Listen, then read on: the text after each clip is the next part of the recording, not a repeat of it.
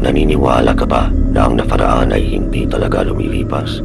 Na ang mga pader na nakikita natin araw-araw ay may mga mata at may mga tinatagong sikreto na naghihintay lang ng tamang pagkakataon para maningil? Kung ikaw yung tipo ng tao na mahilig maglakad mag-isa sa gabi, pagkatapos mong mapakinggan ito, baka magdalawang isip ka na.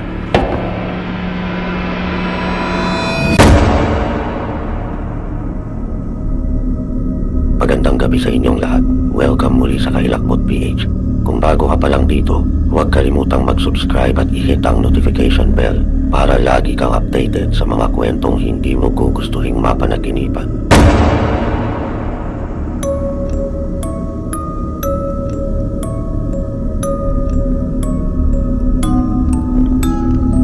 Ako nga pala si Eric, isang history student sa isa sa mga universidad dito sa Maynila. Pero bukod sa pag-aaral, may isa akong hobby na hindi alam ng marami.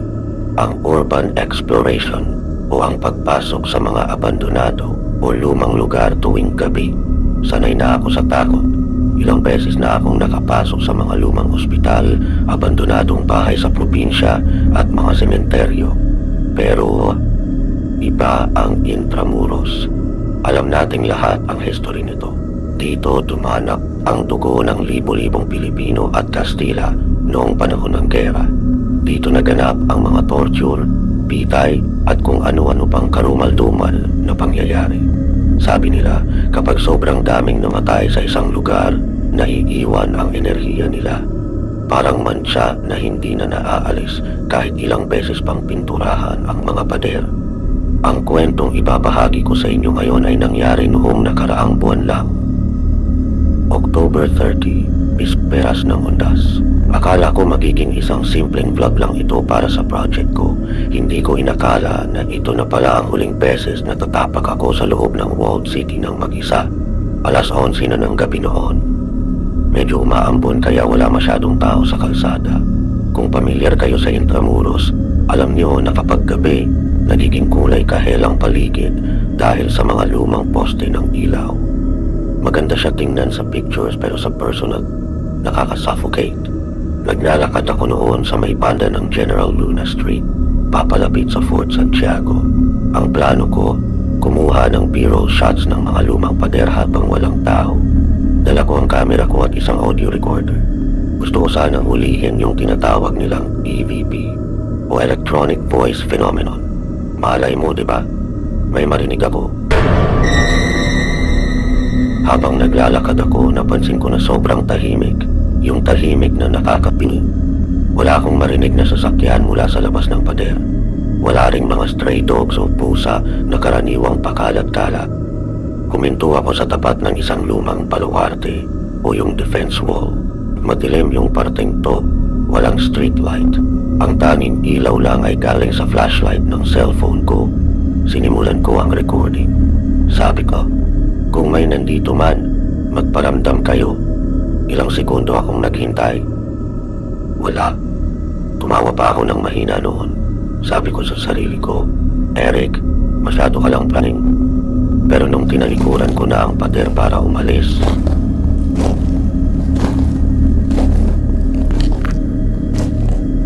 doon ko narinig. Yapak. Mabibigat na yapak. Hindi ito tunog ng rubber shoes o tsinelas. Tunog ito ng matigas na bota na tumatama sa cobblestones. Lumingon ako agad. Wala namang tao. Ang nasa likod ko lang ay ang mahabang kalsada at ang mga anino ng puno. Pero ang tunog, palapit ng palapit. Imbes na tumakbo, nanaig ang curiosity ko. History student ako eh. Hinanap ko kung saan nanggagaling ang tunog. Sinundan ko ito hanggang sa mapadpad ako sa isang makipot na lagusan paakyat sa taas ng pader. Ito yung mga dinadaanan ng mga turista kapag umaga para makita ang golf course sa labas. Pero ngayong gabi, sarado dapat ito. Pero nakabukas ang gate, pumasok ako. Ang lamig. Iba yung lamig, tumatagos sa jacket ko. Pag-akyat ko sa taas ng pader, may naamoy ako. Hindi amoy ng basura o lumot. Amoy ito ng pulbura at parang bulaklak ng kalachuchi na hinaluan ng amoy ng nabubulok na karne. Itinutok ko ang camera ko sa madilim na sulok ng baluarte. Sa screen ng camera ko, nag-glitch ang display. Nagiging static. Tapos, nakita ko siya. Sa dulo ng walkway, may nakatayo. Isang lalaki. Nakasuot siya ng uniforme. Hindi uniforme ng security guard at hindi rin pulis. Uniforme ito ng Guardia Civil noong panahon ng Kastila. Yung kulay asul na may pulang lining at may bit-bit na mahabang rifle. Akala ko nung una, cosplayer lang o may shooting. Sisitahin ko sana. Boss, sabi ko, okay lang ba mag-shoot dito? Hindi siya sumagot. Dahan-dahan siyang humarap sa akin. Nung tumama ang ilaw ng flashlight ko sa mukha niya, muntik ko nang mabitawan ang camera ko. Wala siyang mukha, parang tinapyas ang mukha niya. Puro laman at dugo na lang ang nakikita ko. Alam niyo yung pakiramdam sa panaginip na gusto mong sumigaw pero walang boses na lumalabas? Yung gusto mong tumakbo pero parang nakabaon sa semento ang mga paa mo? Ganito ang naramdaman ko. Ang nilalang na yun, yung sundalong walang mukha. Dahan-dahan siyang humakbang palapit sa akin. Hindi siya tumatakbo, naglalakad lang siya, pero sa bawat hakbang niya, parang yumayanig ang inaapakan kong bato. Yung tunog ng bota niya parang may kasamang squishing sound, parang tumatapak siya sa sariwang dugo. Doon na bumalik ang diwa ko. Ang instinct ng tao kapag nasa panganib, fight or flight. At sa sitwasyong yon, flight lang ang option ko. Kumaripas ako ng takbo pabalik sa hagdanan kung saan ako umakyat. Muntik pa akong madapa dahil sa sobrang panginginig ng tuhod ko. Ang bigat, sobrang bigat ng pakiramdam. Parang may nakasakay sa likod ko habang tumatakbo ako. Habang pababa ako ng hagdan, narinig ko ang isang tunog na hinding-hindi ko makakalimutan. Inakaskas niya ang dulo ng rifle niya sa pader habang sumusunod sa akin. Isang mahabang screeching sound. Parang sinasabi niyang, wala kang kawala. Paglabas ko sa gate ng baluarte, akala ko ligtas na ako.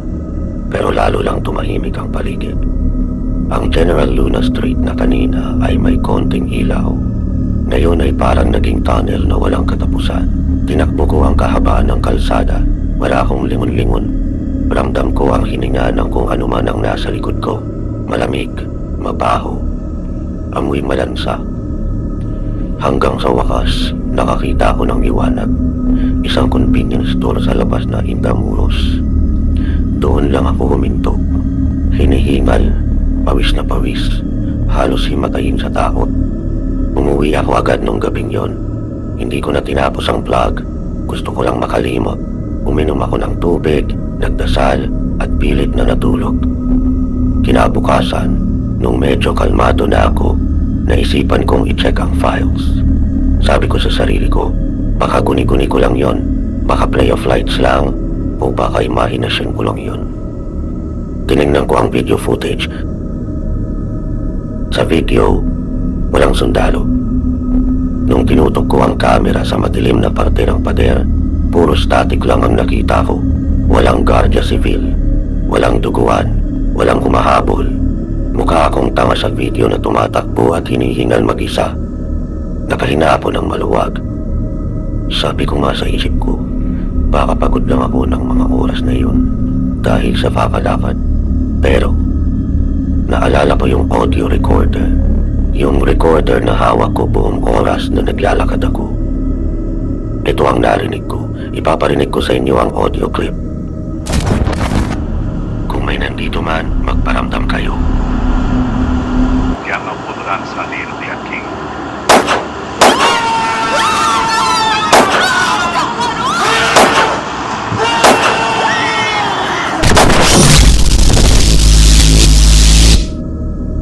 Isang malalim at garalgal na boses ang bubulong sa mic. Isang Spanish na salita na ang kahulugan sa Tagalog ay hindi na kayo makakalabas. At sinundan ito ng kutok ng mga baril at ng nakakakilabot ng mga hiyawan ng mga tao. Nabitawan ko ang headphones ko. Sa video, walang nakita. Pero sa audio, narinig ng recorder ang lahat. Ang banta at ang tunog ng pagbitay. Simula noon, hindi na ako bumalik sa Intramuros kapag gabi. At kung kayo ang tatanungin ko, huwag niyo nang subukan. Dahil may mga bagay sa nakaraan na hindi dapat binubulabog. May mga pader na hindi lang basta bato, kundi libingan. Muli, ito si Eric. At ito ang kwento ng ating huling gabi sa loob ng Intramuros.